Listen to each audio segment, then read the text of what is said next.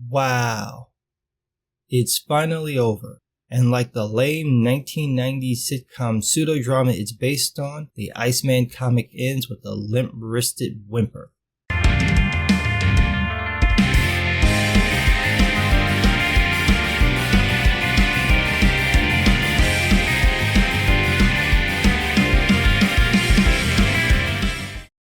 Okay, in fairness, Cena Grace probably wrote this issue as the beginning of a new story arc, so the meandering storyline, weird flashbacks that Grace drew himself, and the non-committal ending makes sense. But just a little. This is still a very weak comic. I kept getting lost in the story because I couldn't make sense of the flashbacks and their point, but I'm getting ahead of myself.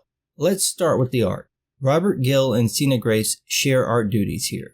I'm guessing that Gill handles the regular story and Grace handles the flashbacks. Gill's work is okay. He seems to be channeling Phil Tan for a bit of the book and then goes on with his usual style. He's gotten his detailing under control, so the work looks good. Grace's art is iffy. I don't know if that's because he's trying to mimic different art styles and isn't exactly nailing them that well, or if his natural way of drawing is a little hit or miss. It's not terrible. It's that the art shifts come off as wonky because it's the first time we've seen this done in the comic. The flashbacks to young Bobby are drawn in this 60s style, complete with screen tones. It's not bad, just disjointed because there's no previous example of this, and because the flashbacks come out of nowhere. We're in a scene with Richter and Iceman on a date. Just let it go. And then we get this flashback of Bobby pulling a prank as a kid. Then we get another art shift to a 90s style.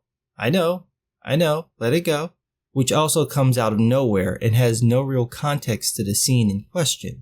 If that weren't enough, the next flashback goes to the 60s style, which is just confusing because you'd think it'd follow chronological progression. As for the story, well, I'm sure there's one there. I'm going to assume it's there. I couldn't find it, and now I don't have a fucking clue what's going on in the book. But I'm sure, like Iceman's heterosexuality, it's there, just buried under a ton of what the French call, I don't know what. What the hell is happening in this book? So we start off with what appears to be Iceman's ex-team, because of course, you'd let this irresponsible jackass lead people. But it turns out just to be a daydream. Bobby dreams of leading a team of Beast, Jet-Ass, Flaming Tongue, Beekeeper Suit, and 2 random bitches. This is your daydream team. This is literally the team of your dreams. I'm sorry, where are all the men? Shouldn't this be Colossus, Strong Guy, Wolverine, Gambit, Thunderbird, and the Knoll because you know Bobby has that Kevin Spacey side? There should be one token female on this team, one he'd go nowhere near, like Siren, Sage, Wolfsbane. Gay men listening to this, honestly, would this be anywhere near your daydream X-Men team? They're not even fuckable. The mess you'd have with Beast alone isn't worth the effort. Who knows what'll happen with Chamber, and do I really have to explain why it wouldn't work with Cannonball? Do I? He'd blow your dick off.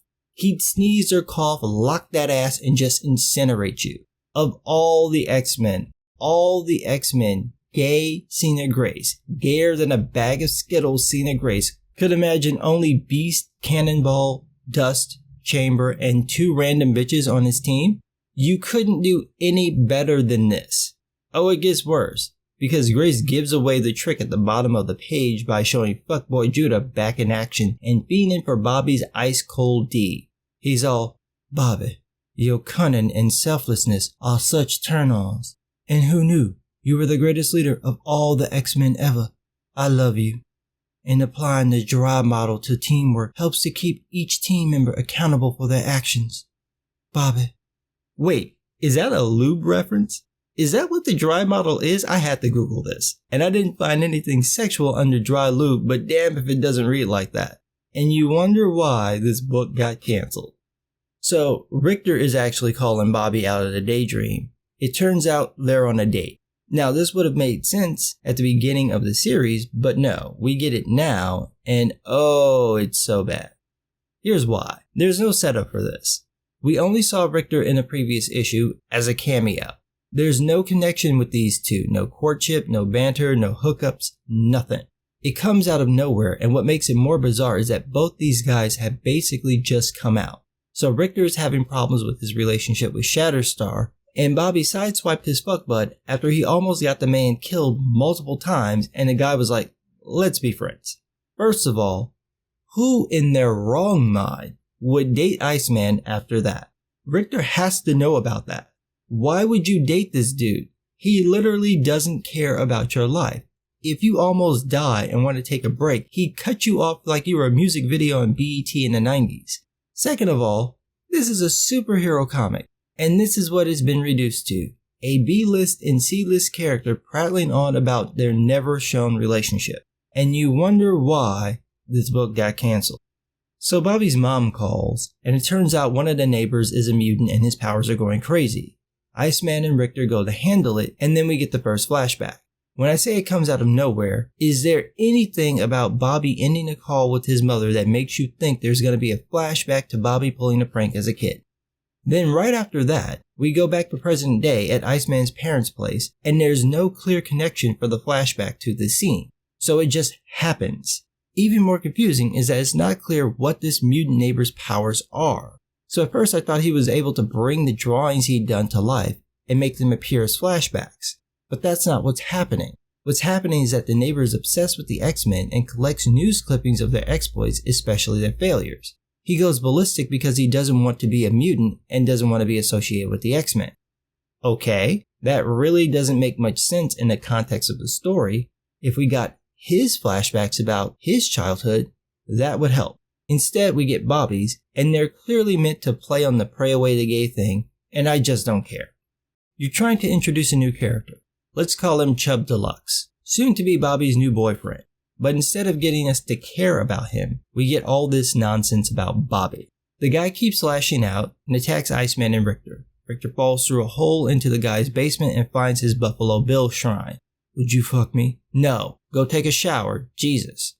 In the middle of this, we get this random 90s flashback scene where Cyclops ignores Bobby because apparently the Cajun sensation Gambit is macking on teenage Jubilee, which Wolverine is so worried about that he left her with Gambit to go bitch about it to Psyche about how Gambit is mistreating Rogue by trying to molest a teenager. 90s Wolverine, the guy who shanks people at random, leaves his young protege with King Dingaling. No, not happening. Everything is wrong with the scene, starting with the fact that it's completely irrelevant to the story at hand. Why are you showing me this? And you wonder why this book got canceled.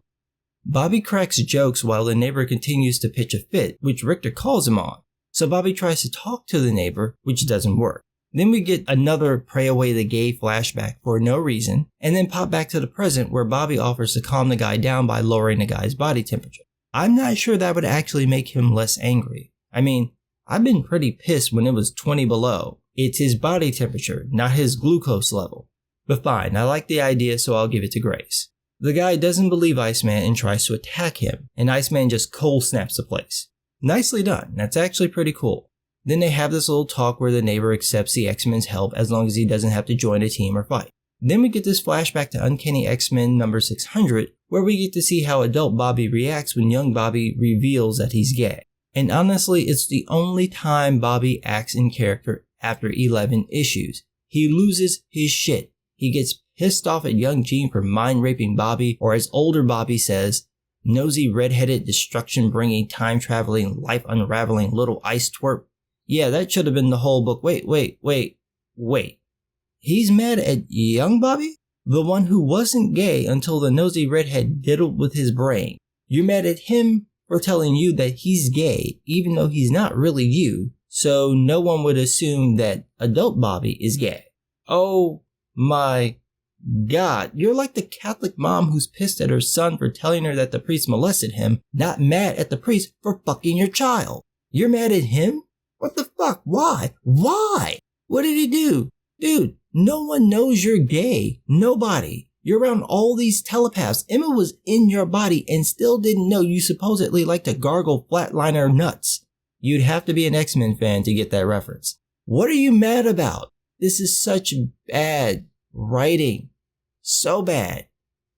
You know what we should do? Give Sina Grace a Power Rangers book. Let's let him fail upwards. In fact, let's team him up with another writer, like Magdalene Passaggio. I mean, I hear Grace's high heel and wigs collection is phenomenal. Teaming him up with Mags, they can trade secrets on how to destroy a good character, flatline sales, fail to a better job, and fuck up their makeup. I am so glad this fucking book is done. The ending doesn't even matter. Like I said, it just ends. Bobby calls his dad, who invites him over, and that's it. You knew the book was ending months in advance, and you didn't want to change the dialogue to make it more meaningful. Just, I'll see you Saturday. Okay. Fucking hell. Fuck me. It's so bad. So bad. This is it. This is how you go out. Bye.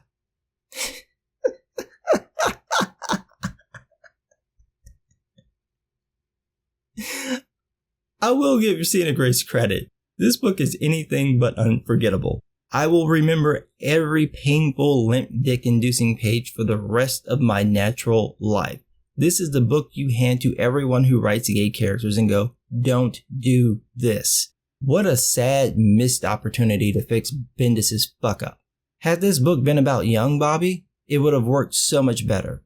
Had this book dealt with adult Bobby's past while grounding this story in his heroic activities, it would have worked so much better.